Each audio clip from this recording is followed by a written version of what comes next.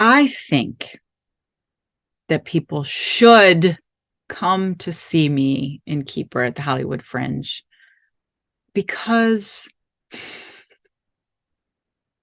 we hold ourselves back a lot, especially here in this town. And we go, maybe I'll go to that. I'll see how I feel. I see how I feel. And I find that when we commit to each other, when our word is our bond, when we go, I'm going to go there. I'm going to support you. I'm going to be there. I'm going to have an experience. I'm going to meet somebody new. I'm going to see something I wouldn't normally do. That is the beauty. That is where growth happens. We should always be challenging ourselves. Get out of your darn comfort zone. Oh, there's no growth there. Sure, it's comfortable, but then you're just looking at the same things, you know?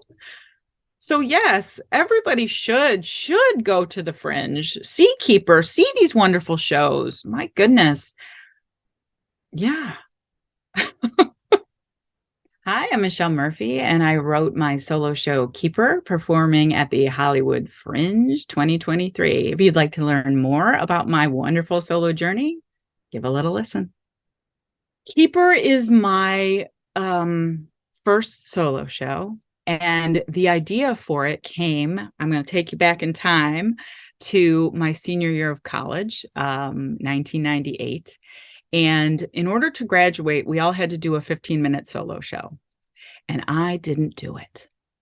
At the time, I was just like, nope, nope, nope, I'm not doing that. I just couldn't wrap my brain around it. I was, again, back to my fear of writing things that weren't perfect. I just didn't do it. And I carried that regret with me all the way up until 2022. And that's a true story. The regret that I feel like I felt like I let myself down. I let myself off the hook. And it took me a long time to understand like why I did that. And so cut to 2022, I had started to really work on my mindset during the pandemic and really go from this fixed mindset to a growth mindset. And I signed up for this wonderful career coaching with Lynn Downey Braswell. It's the work of art coaching. And day one, she's like, okay, what are we doing? You're going to pick a project and you're going to do it. And I was like, oh, well, I've always wanted to do a solo show. And I immediately wanted to take those words back because I put them out there. And she's like, great. Okay.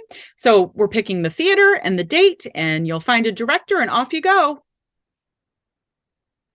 And I was like, okay, here we go. Because what I learned by carrying this regret around with me is whatever fantasy I've created in my mind about the worst possible scenario happening if I do a solo show and fail, not doing a solo show was worse. Living with that regret was worse. So that was where Keeper started. So when I hired my wonderful director, I thought I was going to write this wonderful show about all the characters I could do and blah, blah, blah. And she was like, nope, hold up. This one's about you. Your first one's a memoir. And I was like, no. So I started to go back in time, and I started to go back to my childhood. And it was really fascinating. My story is like, it's a hero's journey story. So I started to go back in time into this really wild, rich childhood that I had. And I started to explore stories that I have always told myself that I believe that were part of the fabric of me, right? And I learned that shame, some misbelief, some lies that I have believed since I was like 6 were not true. I could change that. I could take care of this young version of myself and tell her story where she is now, which is this strong, confident woman that I am today. So I went back to lead her to her journey here. So that is where Keeper started. And my story has several painful moments in it, but it's all told through my beloved time at summer camp. So there's a lot of fun in the show too. I do a lot of singing, and I take the audience with me on this wonderful journey as I weave them through periods of my life. When I did Keeper the first time, I thought it was going to be a one and done, right? One and done. Whoo, I did it. I can let my professor in 1998 know I finally did my solo show. So when I took my first bow, I was like, oh. And what happened after that was I had an entire audience of loved ones jump to their feet and show me so much love. I was blown away by it. And I just thought, I was completing my bucket list. And it was really at the encouragement of not only my director and my loved ones, but this other small voice inside of me started to grow and go, why don't we do another one? Let's do another one. What if we do another one? And it was immediately when that thought was born that Fringe immediately plugged itself in there as well. So Fringe became something that was on my trajectory with Keeper, because I performed Keeper for the first time in September of 2022. I performed Keeper the second time as part of the White Fire Solo Fest here in Sherman Oaks, which is huge, which is a 50 person solo fest over the course of several months. So that was the second time that I did it. And after I did that, I was very honored to receive one of 12 Best of Fest awards. So that was my second time doing it. And again, it was my confidence growing. It was me taking care of myself and going, can I bring this to Fringe? Can I do this show 5 times in June for people that don't know me? And there's some fear in there, but that's sort of where I'm at in my life. Fear may always be there, but it's not in charge anymore. And that's also part of my solo show. It's part of my solo show. Who am I if I set that fear down? Who am I if I set that shame down? I'm going to find out.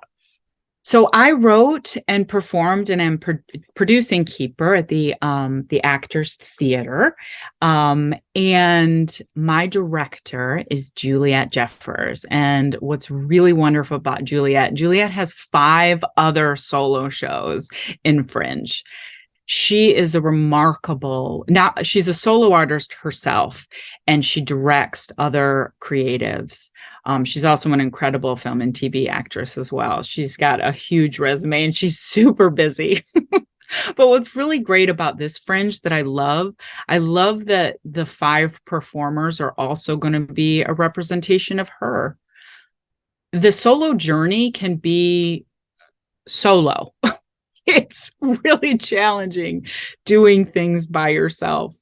And I have always felt that with Juliette, I just have a really wonderful teammate to support me in the way that she does. I feel really lucky with her. I would love for the audience to feel the way that I feel about my show. It's reflective of a childhood that our formative years, where we go through so much and we're not even able to understand it all. Our brains are still forming. And it's amazing the amount of things that get stuck in you and that you carry with you through the rest of your life. And I think that shared experience is what makes this feel so special, is that the audience themselves can reflect on their own journey, shared circumstances they may find in my story. But more than anything,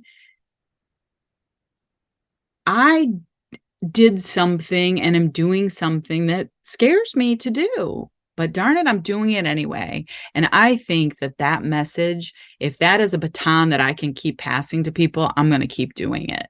Go, be brave, be, confident in your thoughts. Put yourself out there. It doesn't matter what age you are. My goodness, like, this is it. This is life. There is no dress rehearsal. So let's express ourselves, darn it.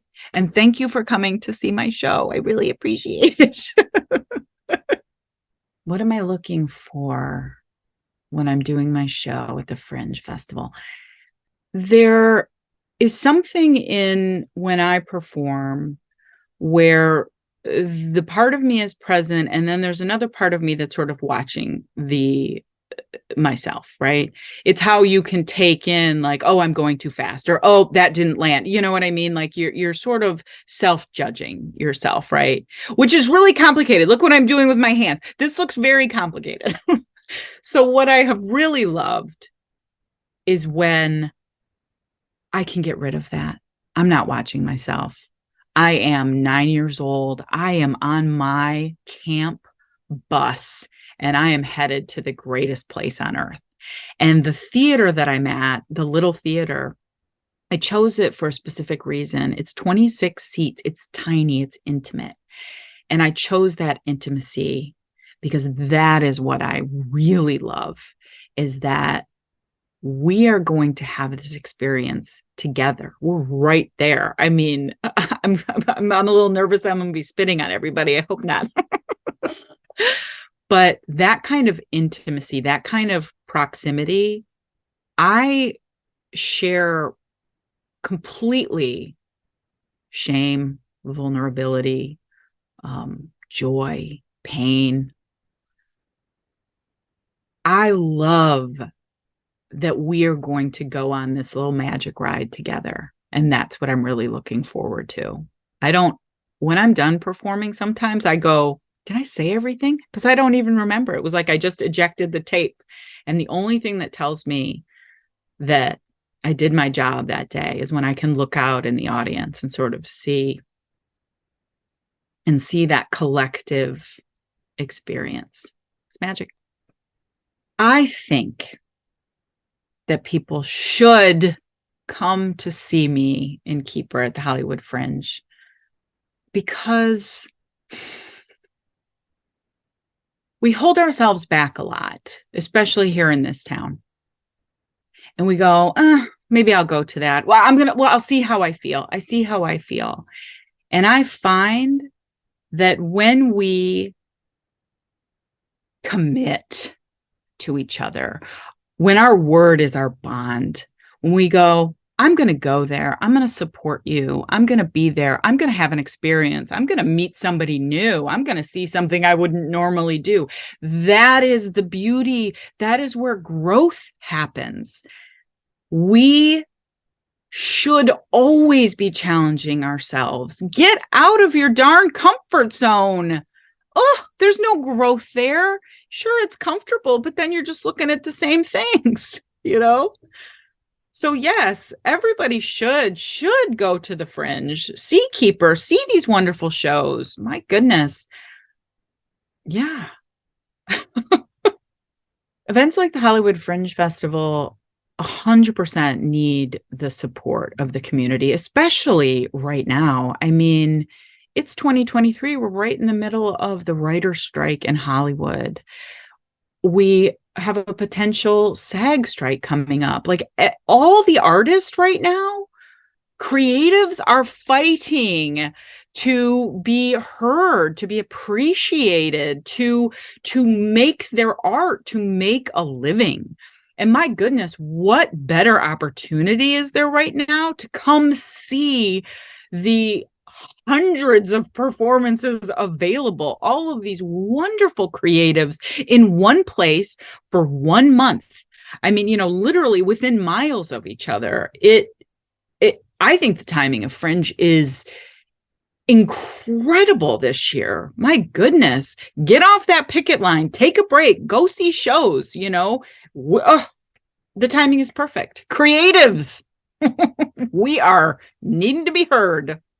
Putting on a show, producing a show is quite a bit of money. Um, and I want to be a little bit transparent about that. So I will. Um, it cost me at this point, it cost me about $2,000 to put up my solo show. And this is the third time that I have done that because everything, in your ticket sales, you're able to recoup some of that. But really to put it up, it's $2,000 out of your pocket when you take in everything that you need, the space rental, rehearsal, props, advertising, things like that. And I think that's really important to talk about because I don't know why we don't, it's important to invest in your art and then invest in your artists. Sometimes we sort of fall into this place of like ticket sales, like, can it be free? Can you get me a free ticket? And you're like, yeah, I could do that. I could do that. But wouldn't it be amazing if you spent $10 or $15 that goes right back to the artist, right back to the creative fund so that we can all keep going? I certainly didn't do this show for the money or anything like that. And I was very fortunate that I have worked really hard to make sure that I'm taking care of my artist self, meaning setting up, savings account so I can do things like this. Took me a long time to do that. I'm in my 40s. I must say I've never done that before, but it feels really nice to be able to take care of myself. And as far as supporting me, and Keeper, my link is, hopefully we can put it with the show. I mean, the tickets are there. And if you can't make it, I even have included an angel ticket on there that is more money than the regular ticket price, which is $15. And I put on there, these funds go to Keeper's growth, to support me. And I also want to add, I think charity is so important in giving back. So I am taking a portion of every full price ticket, which is $15. I'm taking $5 and giving it to the Detroit Creativity Project, which is a wonderful, wonderful project that is based in Detroit. And that those kids need, funds just like I do. And so I'm really excited to be able to do that with my ticket prices. I will mention that Keeper really is only a certain part of my life. I take the audience from I'm age 6 and I think I get up to 16. It's a small period of my life. And what I want to say about that, I don't even mention my wonderful husband of almost 12 years. I don't mention my beautiful 9-year-old son. But they're with me. And what I did do is my son, Ford, does my intro voiceover. So he's the one who asks everybody in the audience to make sure their cell phones are silenced, who'll tell them any little bits of information. And then he ends with, break a leg, mommy. And I got to tell you, I set myself up for success with that one because listening to that sweet little voice telling me, be brave, mommy. It's what I do. I am Michelle Murphy. I am the writer, producer, and performer of Keeper, directed by Juliette Jeffers, and we are doing it at the Hollywood Fringe 2023 at the Actors Theater, the Little Theater. Please come and see me. Please come and support this beautiful, beautiful Fringe full of brave artists. Come.